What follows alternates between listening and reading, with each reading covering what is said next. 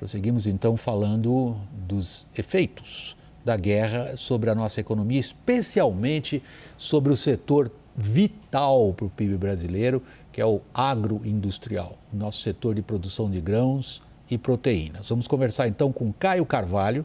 Caio preside a Associação Brasileira do Agronegócio. Caio, meu boa noite, apesar de uma noite dessas. Obrigado pela participação aqui no Jornal da CNN, Caio. O Caio Junqueira, seu xará, vai estar aqui também na conversa. A nossa primeira pergunta a você, Caio, é: o governo brasileiro, na sua visão como representante desse setor, está tendo um comportamento adequado aos seus interesses? Boa noite, William. Boa noite, Caio. Eu tive conversando com a ministra, hoje, inclusive, com o ministro do Meio Ambiente, a ministra Tereza Cristina. Os esforços são grandes no sentido de buscar diversificação, e a nossa preocupação, obviamente, do ponto de vista estratégico, é a dependência, como dito por vocês, inclusive em programas anteriores, essa dependência que temos em relação à Rússia e à própria Ucrânia, do ponto de vista dos fertilizantes, digamos assim, né? Isso é alguma coisa que nos preocupa e, portanto, vamos dizer assim, a ministra Tereza Cristina é excepcional, devo dizer, e está envidando esforços no sentido de expandir possibilidades, aumentar um percentual que já é alto do Canadá e que nos ajudaria muito agora. Nós temos estoques até outubro, pelo menos, nas palavras do governo, o que nos dá uma certa segurança. Nós já passamos o risco da safra que estamos escolhendo agora, já passamos esse plantio, nós estamos entrando agora no plantio da chamada safrinha, ainda algum plantio de cana, portanto, uma parte já está comprada, já está nos estoques das fazendas para esse plantio, mas a gente já está olhando para frente, olhando a partir de outubro como é que vai ser. Portanto, claro, o tamanho, a longevidade dessa guerra nos preocupa muito, porque sempre é importante relembrar que são solos muito pobres os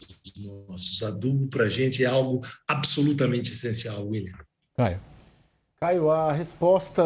Boa noite. A resposta do Itamaraty, as manifestações do Itamaraty na ONU, tem tido um respaldo completo por parte do agronegócio brasileiro, e diria mais ainda, Itamaraty e o agronegócio brasileiro que estão liderando as respostas diplomáticas do Brasil na ONU a essa guerra na Ucrânia? Não, eu não diria que o agronegócio está liderando as respostas. As respostas, eu diria que estão sendo respostas do governo brasileiro.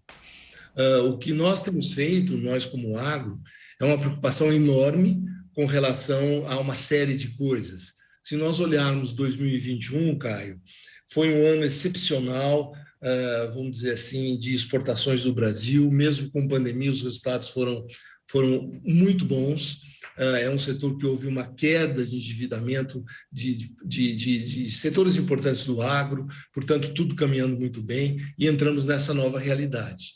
É claro que a nossa preocupação é muito grande, não apenas com fertilizantes, mas também com todo o problema relativo à realidade que a demanda andando a jato e a oferta vindo a cavalo, com todo o problema de logística. Junto com o problema da pandemia, que a gente pouco... mas por trás dela toda a questão grave, digamos assim, da logística e dos custos. A gente fala em custos de adubo de tantos por cento, mas por trás desses custos, não se esqueçam, tem todo o problema da logística que agravou isso muito. Agora nós vamos ter um adicional de custos da questão de petróleo e de tudo isso que estão comentando aqui, né? O que nós temos feito é levar a nossa preocupação, e a ministra da Agricultura é que tem sido aquela que nos ouve e que tem levado o externado, seja ao presidente ou ao Itamaraty, as questões fundamentais do que o agro precisa, sem dúvida alguma. Caio, você mesmo, na sua primeira resposta, mencionou a necessidade da gente olhar para frente. Você nos indicou que o horizonte de tempo é outubro, que até ali, não sei se eu estou interpretando corretamente as suas palavras, a gente tem uma situação razoavelmente ou relativamente confortável diante do que está acontecendo.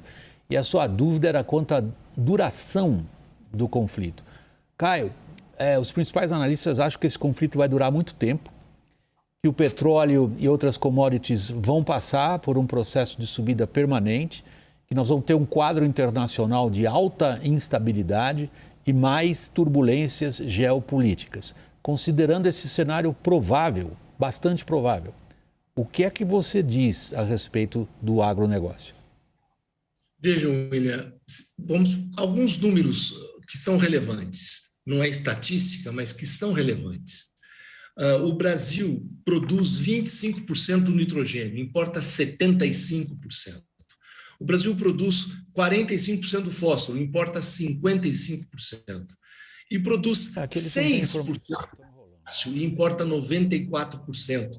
Ou seja, dos 80% do fertilizante usado é importado. Portanto, é óbvio que é absolutamente grave, gravíssimo, né? Então, são duas coisas, William, que a mim me deixam muito perturbado. Primeiro é isso, que é novo e que a gente está sofrendo demais. O segundo é o fato que, através de subsídios, e aí é uma atuação dos Estados Unidos da era Trump, que desmoronou a OMC, tanto Rússia, quanto Índia, quanto China, vem expandindo a oferta de grãos com subsídios, tá certo? E é claro que então a gente começa a viver, por um lado, uma pressão de subsídios e de uma competição absolutamente incorreta e desfavorável, e, por outro lado, uma perspectiva, isso não é terrorismo, é um fato, de que a gente pode ficar sem aquilo que é essencial para a produtividade, que é o alimento para a planta, né?